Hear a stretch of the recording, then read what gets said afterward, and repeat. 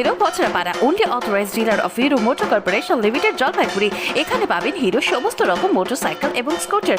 আকর্ষণীয় পুজোর অফার পেতে আজই চলে আসুন আমাদের কাছে। আমাদের ঠিকানা আনন্দ হিরো বছরাপাড়া।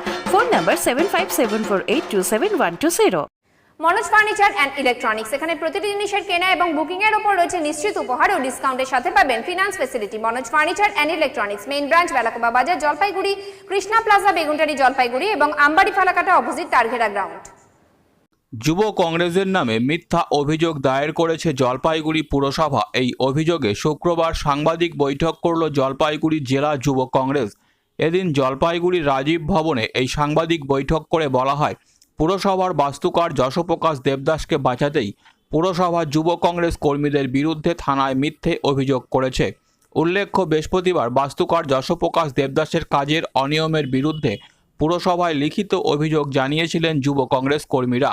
এ বিষয়ে জলপাইগুড়ি জেলা যুব কংগ্রেস সভাপতি অম্লান মুন্সি কি বলেছেন একবার শুনে নেওয়া যাক। যুব কংগ্রেসের পক্ষ থেকে আপনাদের সামনে উপস্থিত হলাম দুই একটি কথা বলার জন্য। গতকালকে যুব কংগ্রেসের কিছু সদস্য কোভিড বিধিকে মেনে পৌরসভায় গিয়েছিল একটা চিঠি নিয়ে চেয়ারপারসনের সঙ্গে দেখা করতে। চেয়ারপারসন ছিলেন না, এক্সিকিউটিভ অফিসারের সঙ্গে সেই চিঠিটা দিয়ে ওনার সঙ্গে দুটো কথা বলবেন বলেই তাদের উদ্দেশ্য ছিল। আজকে সংবাদ মাধ্যমে দেখতে পেলাম যে যুব কংগ্রেসের সদস্যবৃন্দের নামে নাকি পৌরসভা থেকে কোতোয়ালি থানায় অভিযোগ করা হয়েছে। আপনারা কালকে আমাদের যুব কংগ্রেসের সেই প্রোগ্রামে উপস্থিত ছিলেন, আপনারা সব কিছু জানেন, আপনাদের নতুন করে বলার কিছু নেই। তবু আরেকবার বলি জলপাইগুড়ি মানুষের উদ্দেশ্যে যে সেইখানে আমাদের সদস্যরা গিয়েছিল এবং শান্তিপূর্ণভাবে একটা চিঠি এক্সিকিউটিভ অফিসারের হাতে তুলে দিতে চেয়েছিল। এর মধ্যে কোনো হিংসা ছিল না, কোনো মারামারি ছিল না, কোনো ভাঙাভাঙি ছিল না, কিচ্ছু ছিল না। আজকে যশপ্রকাশ দেবদাসের বিরুদ্ধে আমাদের অভিযোগ নয়, আমাদের অভিযোগ জলপাইগুড়ি মিউনিসিপ্যালিটির একজন করাপ্টেড ব্যক্তির বিরুদ্ধে, করাপশনের বিরুদ্ধে। কোনো রাজনৈতিক দলের বিরুদ্ধেও কিন্তু আমাদের অভিযোগ নেই। তাহলে কে বা কারা কী উদ্দেশ্যে যশপ্রকাশ দেবদাসকে আড়াল করার চেষ্টা করতেছে সেটা কিন্তু আপনাদের সামনে চিন্তার একটা বিষয়। যশপ্রকাশ দেবদাস যিনি করাপশনের জর্জরিত, যিনি ইতিমধ্যেই একজন দেশবিরোধী কাজে অভিযুক্ত, জেলখাটা আসামি, তার যখন একটার পর একটা তথ্য আমরা মানুষের সামনে তুলে ধরছি, আমরা চেয়ারপারসনকে জানানোর চেষ্টা করছি, সেখানে গিয়ে আমাদেরকে বেকায়দায় ফেলার জন্য কে বা কারা আমাদের বিরুদ্ধে পুলিশে অভিযোগ করছে। উল্লেখযোগ্য ব্যাপার যে গতকালকে কিন্তু সেখানে পুলিশ উপস্থিত ছিল। পুলিশ কিন্তু তাদের নিয়ম অনুযায়ী গোটা ঘটনার ভিডিও করেছে, আপনারা গোটা ঘটনার ভিডিও করেছেন এবং আমাদের দলীয় তরফ থেকে গোটা ঘটনার ভিডিও আছে। সেখানে কোথাও মারামারি, কোথাও ঝঞ্ঝাট বা ইত্যাদি ইত্যাদি ঘটনা নাই। সুতরাং আমাদের বিরুদ্ধে একটা প্রতিশোধ নেওয়ার জন্য মিউনিসিপ্যালিটির কে বা কারা যশপ্রকাশ দেবদাসকে বাঁচানোর জন্য, যশপ্রকাশ দেবদাসের দুর্নীতিকে বাঁচাবার জন্য চেষ্টা করছে, সেটাই কিন্তু আমাদেরকে অবাক করেছে। যে যশপ্রকাশ দেবদাস বাবু মিউনিসিপ্যালিটির SAE নয়, অ্যাসিস্ট্যান্ট সাব ইঞ্জিনিয়ার নয়। আপনাদের সামনে যেটা স্পষ্ট করে বলতে চাচ্ছি আজকে, উনি সাধারণ একজন কর্মী। ওনার মধ্যে যে চৌর্যবৃত্তি রয়েছে সেটাকে কাজে লাগানোর জন্য ওনাকে জলপাইগুড়ি মিউনিসিপ্যালিটির সাব অ্যাসিস্ট্যান্ট ইঞ্জিনিয়ার বানানো হয়েছে। আপনারা মিউনিসিপ্যালিটির যে সমস্ত আধিকারিক রয়েছে, পূর্বতন চেয়ারম্যান রয়েছে, তাদের কাছে প্রশ্ন করুন যশপ্রকাশ দেবদাসের স্টাফ স্ট্যাটাস কী, উনি কী হিসেবে মাইনা পান। উনি সাধারণ একজন কর্মচারী, উনি সাব অ্যাসিস্ট্যান্ট ইঞ্জিনিয়ার নয়।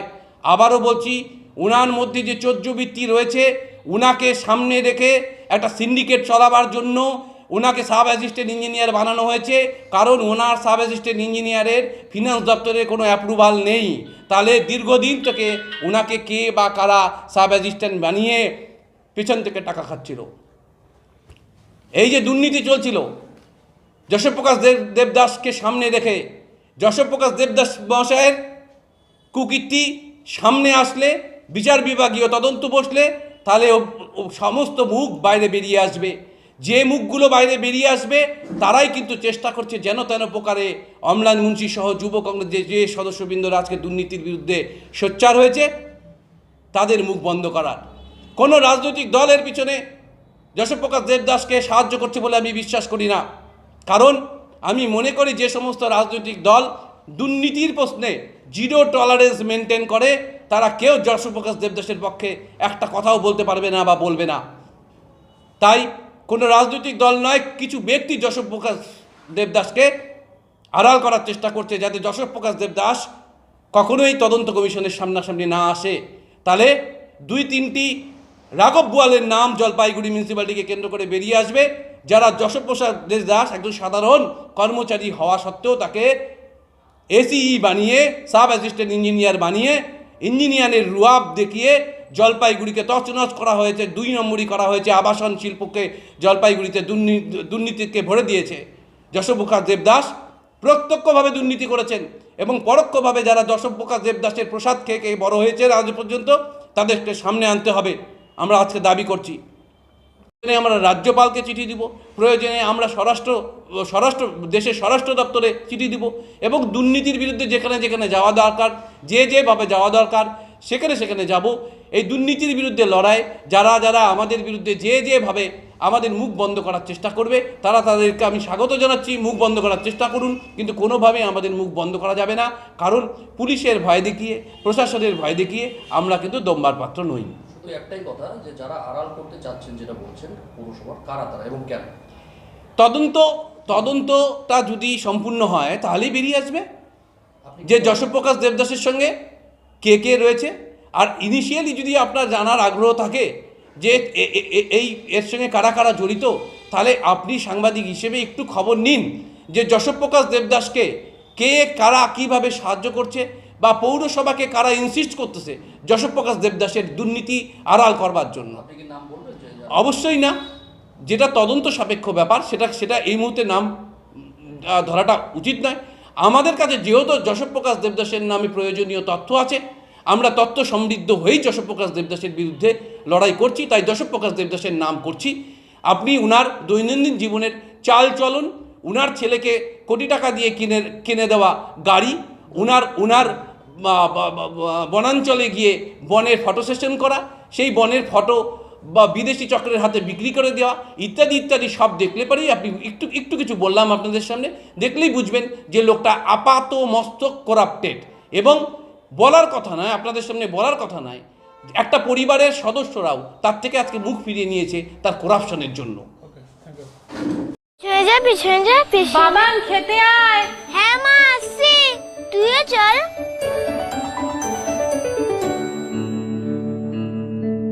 ও কি রে মিতা, পল্টু কি আমার ছেলে না? আমি তো পল্টুরও মা। আয় তো পল্টু, আজ আমি তোদের 2 বন্ধুকে একসাথে খাইয়ে দেব।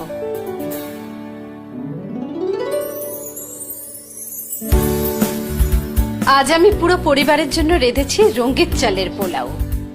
রঙ্গিত রাইস, বাংলার ঘরে ঘরে মা অন্নপূর্ণার আশীর্বাদ। সবার সন্তান যেন থাকে দুধে ভাতে।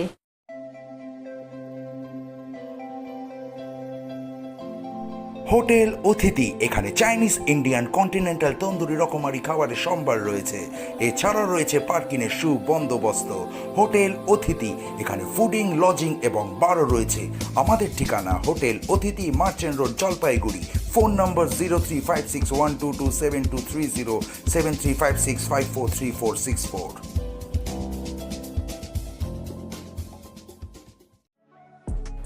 জেড ক্যাফে অ্যান্ড পাব সম্পূর্ণ শীতাতপ নিয়ন্ত্রিত এই ফ্যামিলি রেস্টুরেন্টে পরিবার ও বন্ধুদের সাথে চলে আসুন। এখানে মকটেল, ইন্ডিয়ান, চাইনিজ, তন্দুর, কন্টিনেন্টাল সহ বিভিন্ন ধরনের সুস্বাদু খাবার পাওয়া যায়।